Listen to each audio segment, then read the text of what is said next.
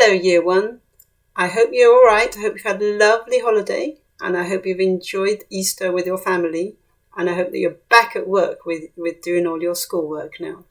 I'm going to read Mr. Tickle for you by Roger Hargreaves. It was a warm, sunny morning. Hold on. Now you can see it, can't you? In his small house, the other side of the wood, Mr. Tickle was asleep. You didn't know there was such a thing as a tickle, did you? Well, there is. Tickles are small and round, and they have arms that stretch and stretch and stretch. Extraordinary long arms. Mr. Tickle was fast asleep. He was having a dream. It must have been a very funny dream because it made him laugh out loud, and that woke him up. He sat up in bed, stretched his extraordinary long arms, and yawned an enormous yawn. Mr. Tickle felt hungry, so do you know what he did?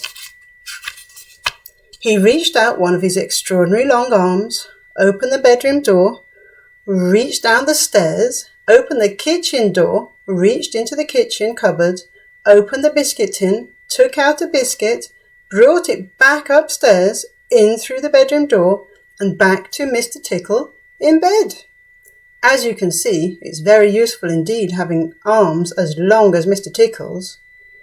Mr. Tickle munched his biscuit. He looked out of the window. Today looks very much like a tickling day, he thought to himself. So, later that morning, after Mr. Tickle had made his bed and cooked his breakfast, he set off through the wood. As he walked along, he kept his eyes very wide open, looking for somebody to tickle, looking for anybody to tickle.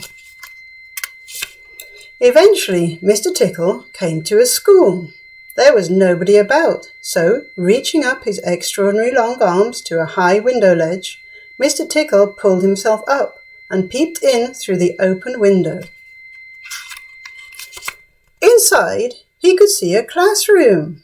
There were children sitting at their desks, and a teacher writing on the blackboard.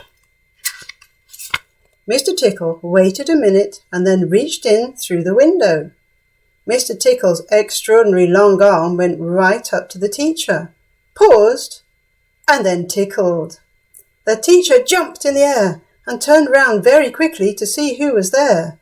But there was nobody there.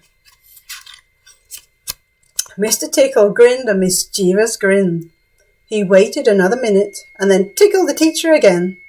This time he kept on tickling until soon the teacher was laughing out loud and saying, "Stop it," over and over again. All the children were laughing too at such a funny sight. There was a terrible pandemonium. Eventually, Mr. Tickle thought he had had enough fun. So he gave the teacher one more tickle for luck, and then very quietly brought his arm back through the open window.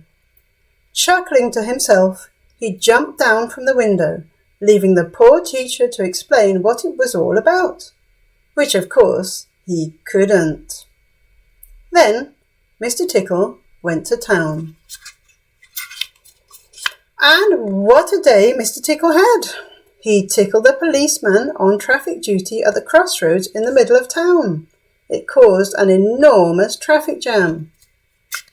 He tickled the greengrocer just as he was piling apples neatly in his shop window.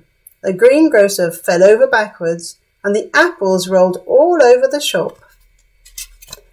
At the railway station, the guard was about to wave his flag for the train to leave. As he lifted his arm in the air, Mr. Tickle tickled him, and every time he tried to wave his flag, Mr. Tickle tickled him until the train was 10 minutes late leaving the station, and all the passengers were furious. That day, Mr. Tickle tickled everybody. He tickled the doctor. He tickled the butcher. He even tickled old Mr. Stamp, the postman, who dropped all his letters in a puddle. Then Mr. Tickle went home. Sitting in his armchair in his small house at the other side of the wood, He laughed and laughed every time he thought about all the people he had tickled. So, if you are in any way ticklish, beware of Mr. Tickle and those extraordinary long arms of his. Just think. Perhaps he's somewhere about at this very moment while you're reading this book. Perhaps that extraordinary long arm of his is already creeping up to the door of this room. Perhaps it's opening the door now and coming into the room. Perhaps, before you know what is happening, you will be well and truly tickled. I hope you enjoyed that, guys. I've got lots more Mr. Ben books, so I'll try and read one another time. Thanks then. Bye-bye.